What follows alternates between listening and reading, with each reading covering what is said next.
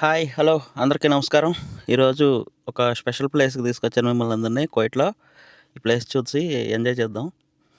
ఏంటంటే స్పెషలు మనకి మనుషులు చనిపోతే మనని ఖననం చేయడానికి శ్మశానం తర్వాత కులాలను బట్టి, మతాలను బట్టి రకరకాల పద్ధతులున్నాయి గదా! అలాగే షిప్పులకు కూడా శ్మశానం ఉంటది. ఆ శ్మశానం ఈరోజు మీకు చూపించడానికి ఇక్కడికి తీసుకొచ్చా అనమాట. రండి చూద్దాం.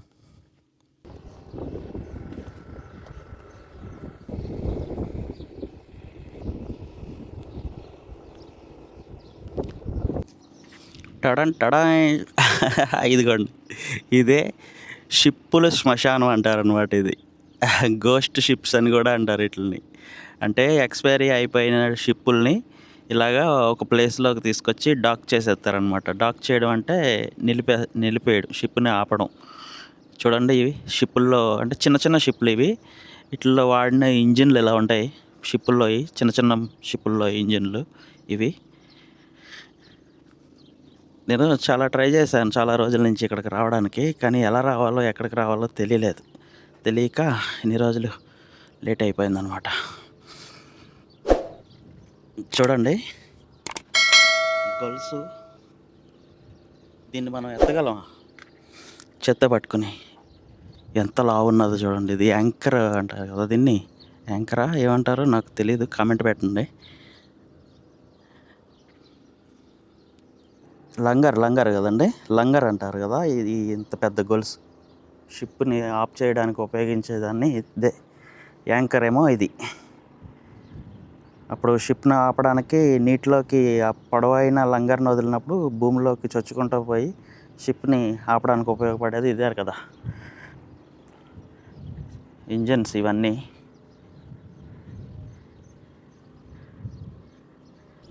చూసుకోవచ్చండి ఇవన్నీ డిస్మాంటిల్ చేసేసిన ఇంజిన్లు, ఆయిల్ ట్యాంకులు, ఒక షిప్ యొక్క సైజుని బట్టి అటు ఇంజిన్లు అనమాట ఇవన్నీ.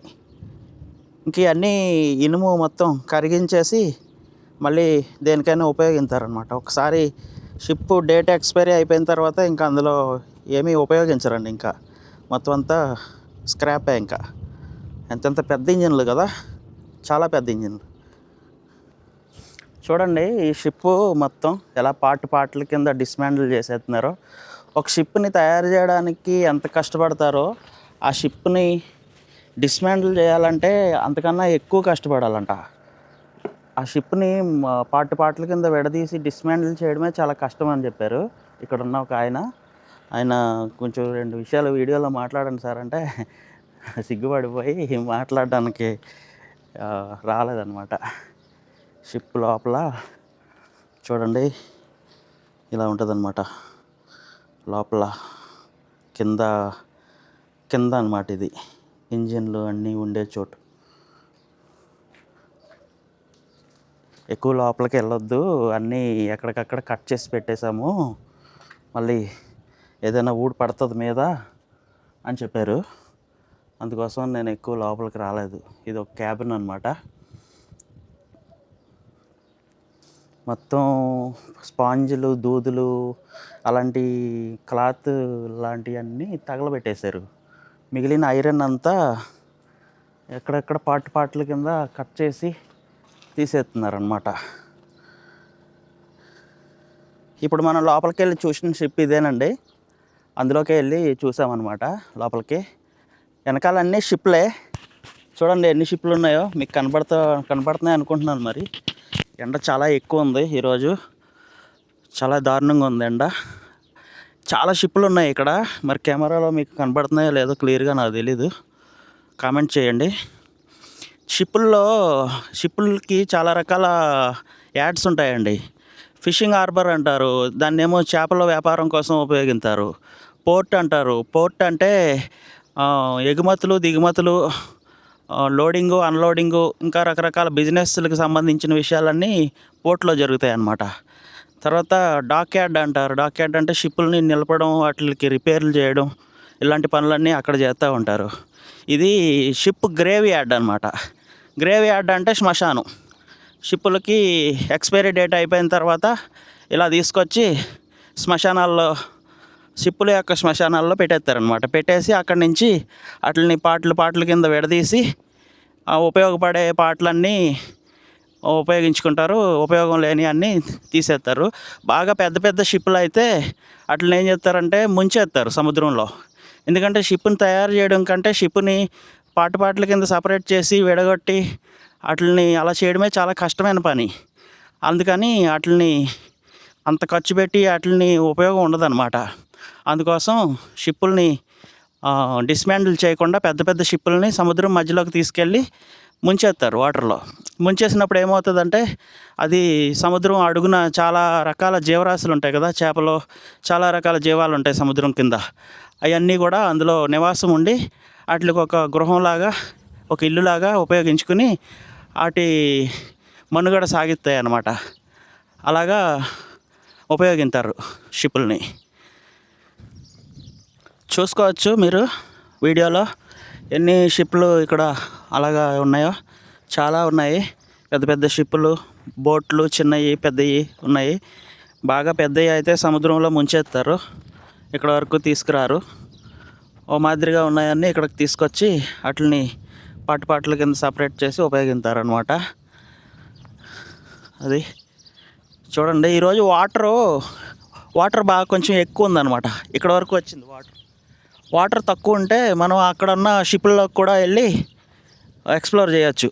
కానీ ఇప్పుడు వాటర్ ఉండడం వల్ల మనం అక్కడికి వెళ్ళడానికి అవకాశం లేదన్నమాట. తర్వాత మన ఇండియాలో కాశ్మీర్లో పెహల్గాంలో చాలా దారుణంగా ఉగ్రవాదులు దాడి చేసి చాలామందిని పొట్టన పెట్టుకున్నారండి. ఆ భగవంతుడు వాళ్ళ కుటుంబాలకి మనశ్శాంతిని దయచేయాలని కోరుకుందాము. ఇంకొకటి ఏంటంటే, మన నరేంద్ర మోడీ గారు మన దేశాన్ని అన్ని విధాలుగా రక్షించాలి, మన దేశాన్ని ముందుకు తీసుకెళ్లాలని చాలా శతవిధాల ప్రయత్నాలు చేస్తున్నారు. కానీ ఏం జరుగుతుందంటే, అమెరికాకి చైనాకి మధ్యలో జరిగే ఈ ఆధిపత్య యుద్ధం వల్ల మన మీద భారం పడుతుంది. చైనా నుంచి చాలా కంపెనీలు మన ఇండియాకి వచ్చేస్తున్నాయి అన్నమాట. అలా రావడం వల్ల ఈ చైనాకి ఏం చేయాలో అర్థం కాక పాకిస్తాన్లో ఉన్న ప్రజల్ని, పాకిస్తాన్లో ఉన్న ఉగ్రవాదుల్ని మన మీదకి రెచ్చగొట్టి మన ఇండియాని ఏమైనా సరే ఈ కంపెనీలని యాక్సెప్ట్ చేయకుండా మన ఇండియాని తొక్కేయాలని చాలా ట్రై చేస్తుంది. ఎందుకంటే కంపెనీలన్నీ మన ఇండియాకి వచ్చేసినాయి అంటే చైనాకి ఆర్థికంగా నష్టం, చైనా డెవలప్మెంట్ అంతా పడిపోతుంది. అందుకోసమని చైనా బంగ్లాదేశ్ని, పాకిస్తాన్ని మన మీదకి రెచ్చగొట్టి మనల్ని నాశనం చేయాలని చూస్తుంది. అయితే ఇండియాలో ఉన్న ప్రతి ఒక్క భారతీయుడు కూడా గ్రహించాల్సింది ఏంటంటే, మన దేశాన్ని కాపాడే ఆర్మీ, రాజకీయ నాయకులు ప్రతి ఒక్కరికి కూడా మనం ప్రజలం అండగా నిలబడాలి. మన సపోర్ట్ వాళ్ళకి ఫుల్గా ఇవ్వాలన్నమాట. ప్రతి విషయంలో కూడా మన దేశాన్ని కాపాడుకునే బాధ్యత మనకు కూడా ఉంటుంది. కాబట్టి మనం అందరం ఐకమత్యంగా ఉండి, కులం, మతం ఇలాంటివి ఏమీ పెట్టుకోకుండా అందరూ కలిసి ఐకమత్యంగా ఉండి, ఐకమత్యంగా పోరాడి మన దేశ ఆర్థిక వ్యవస్థని, మన దేశ అభివృద్ధిని, మన దేశంలో ఉన్న గౌరవాన్ని అన్నిటిని కూడా మనం కాపాడుకునే బాధ్యత మనకు ఉన్నది. కాబట్టి మనందరం కలిసికట్టుగా గవర్నమెంట్కి సపోర్ట్ చేసి మనం మన దేశాన్ని, ఆ నాయకులు మనకున్న అద్భుతమైన నాయకులు అండి, ఏ దేశంలో కూడా లేరు. నరేంద్ర మోడీ గారు అలాంటి నాయకులు ఉండాలంటే చాలా కష్టం. మనకి ఆ భగవంతుడు ప్రసాదించిన వరం ఆయన. కాబట్టి మనం గవర్నమెంట్కి సపోర్ట్ చేసి మనం అన్ని విధాలా ముందుకు సాగుదాం అండి. కొంచెం అడ్జస్ట్ అవ్వండి అందరూ. నేను ఆయాసపడతా మాట్లాడుతున్నట్టు వస్తుంది అనుకుంటా వీడియో. ఎందుకంటే చూడండి, 38 డిగ్రీలు ఉంది ఎండ. ఫోన్లో 38 డిగ్రీలా చూపెడుతుంది, కానీ బయట ఇంకా దారుణంగా ఉంది. 40 డిగ్రీలు ఉన్నట్టు అనిపిస్తుంది. చాలా దారుణంగా ఉంది, చెమటలు కారిపోతున్నాయి. అలాగే వెళ్తున్నా. మరి చిన్న బోట్ ఉంది ఇక్కడ చూడండి, చిన్న బోట్ కదా ఇది. మామూలుగా పిల్లలు ఆడుకోవడానికి, లేదంటే స్పీడ్ బోటు అంటారు కదా, అలాంటిది అనమాట. దీన్ని కూడా డిస్మాండిల్ చేసి పడేశారు ఇక్కడ.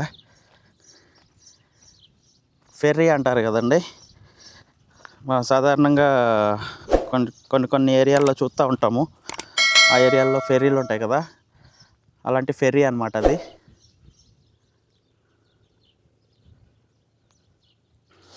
కువైట్లో డ్రైవింగ్ రూల్స్ చాలా స్ట్రిక్ట్గా అయిపోయినాయండి. ఈ మధ్యన రూల్స్ బాగా ఎక్కువ పెంచేశారు. ట్రాఫిక్ ఫైన్లు పెంచేశారు. ఎక్కడికైనా వెళ్ళాలన్నా చాలా జాగ్రత్తగా వెళ్ళండి. ప్రతి కువైట్లో ఉండే డ్రైవర్లు అందరూ కూడా చాలా జాగ్రత్తగా ఉండాలన్నా. చూడండి, ఇక్కడ వరకు వాటర్ వచ్చేసినాయి అనమాట. ఆ వాటర్ లేకపోతే మనం వెళ్ళి ఆ షిప్లో ఏమున్నదో చూడొచ్చు. అయినా కానీ అక్కడ ఒక ఆయన ఉన్నారు, ఆయన అడిగి ట్రై చేస్తా వీలైనంత వరకు. ఇదేనండి ఫెర్రీ అని చెప్పాను కదా ఇందాక. పెద్ద పెద్ద ఫెర్రీలు ఉంటాయి కదా, అందులో లారీలు, బస్సులు జనాన్ని కూడా ట్రాన్స్పోర్ట్ చేస్తూ ఉంటారు. ఇదంతా నీరు కనపడట్లేదు, పైన నాచు పట్టేసింది అనమాట. ఆ కాలు వేస్తుంటే కాలు దాంట్లోకి కిందకి దిగిపోతుంది. చాలా పెద్ద ఫెర్రీ ఇది. ఎన్ని సంవత్సరాలు మరి పబ్లిక్కి సేవ చేసిందో కానీ లాస్ట్కి వయసు అయిపోయింది. ఆయుష్ అయిపోతే మనుషులు ఎలాగా వాళ్ళ భూమి మీద వారి కార్యక్రమాలు ముగించుకుంటారో, ఇంకా షిప్పులు కూడా అలాగేనమాట. ఆ టైం అయిపోయిన తర్వాత అవి కూడా ఇంకా రిటైర్మెంట్ తీసుకుని ఇలాగా ఇంకా శ్మశానంలో మనకులాగే సేమ్ మనం ఎలాగే టైం అయిపోతే శ్మశానంకి వెళ్ళిపోతామో, ఇవి కూడా అంతే అనమాట. ఇంకా చూసారా, చాలా రోజుల నుంచి వీడియోలు చేయడానికి టైం కుదరట్లేదండి. ఎందుకంటే నేను పనిచేసే ఇంట్లో మా బాబా అంటారు కువైట్లో ఓనర్ని, మా సేటు, అతనికి ఒంట్లో బాగాలేదనమాట, హాస్పిటల్లో ఉన్నాడు. దానివల్ల నాకు ఎక్కడికి బయటికి కదలడానికి లేకుండా అయిపోయింది. అందుకని 10 రోజులు దాటేసింది, 2 వారాలు అయిపోతుంది వీడియో చేసి. మళ్ళీ ఈరోజు కొంచెం టైం దొరికింది. దయచేసి అర్థం చేసుకుని సపోర్ట్ చేసేవాళ్ళు, నా సబ్స్క్రైబర్లు ఎంకరేజ్ చేయండి, లైక్ చేయండి, సబ్స్క్రైబ్ చేయండి, ఎంకరేజ్ చేయండి. ఇంకా ఇలాంటి మంచి మంచి వీడియోలు ఎన్నో మీ ముందుకు తీసుకొచ్చి చూపెడతా ఉంటాను. ఈ ప్లేస్ వచ్చేటప్పటికి దోహా పోర్ట్ దగ్గర ఉంటుందండి. దోహా గ్రేవీ యార్డ్ అని కూడా అంటారు, గోస్ట్ షిప్స్ అని కూడా అంటారు. ఇది కువైట్లో 85వ నెంబర్ రోడ్డుకి పక్కన ఉంటుంది. మీరు ఎప్పుడైనా రావాలనుకుంటే రావచ్చు, విజిట్ చేయొచ్చు. ఇక్కడికి ట్యాక్సీలు, పబ్లిక్ ట్రాన్స్పోర్ట్ తక్కువ ఉంటుంది. ట్యాక్సీ మాట్లాడుకుని రావాల్సి ఉంటుంది. మళ్ళీ ట్యాక్సీ మాట్లాడుకోకుండా వచ్చి ఇబ్బంది పడతారు. ఇక్కడ ఏమీ ఉండవు, తాగడానికి, తినడానికి అలాంటివి ఏం దొరకవు. ఇదంతా ఒక ఖాళీ ప్లేస్ అనమాట.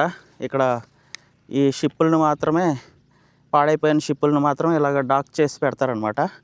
ఇక్కడ ఏమి ఉండదు, చుట్టూని చూసుకోవచ్చు మీరు, అంతా ఓపెన్ ఏరియా. ఎవరైనా వచ్చేవాళ్ళు ఉంటే సేఫ్టీగా రావడానికి, వెళ్ళడానికి, ట్రాన్స్పోర్ట్ అన్నీ చూసుకుని వచ్చి ఇవన్నీ ఎక్స్ప్లోర్ చేయొచ్చు. సరదాగా ఈవినింగ్ టైంలో వచ్చి చూడొచ్చు, బాగుంటుంది. లొకేషన్ చాలా బాగుంటుంది, మీరే చూస్తున్నారు కదా వీడియోలో.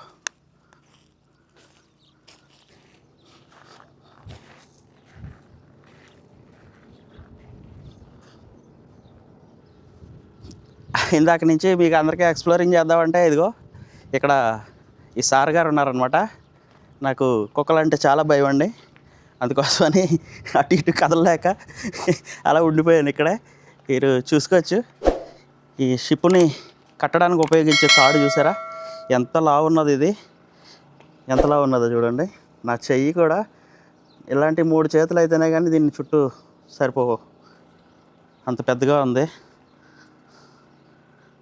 తర్వాత ఇది చూడండి, ఇది యాంకర్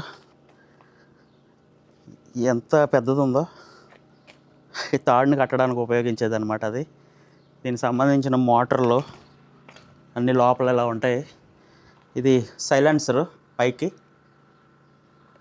పొగ్గొట్టం అనమాట. కింద మిషనరీ అంతా తీసేశారు మొత్తం, ఊరికే అలా ఐరన్ మాత్రం, బ్యాలెన్స్ ఐరన్ మాత్రం అలా ఉంది.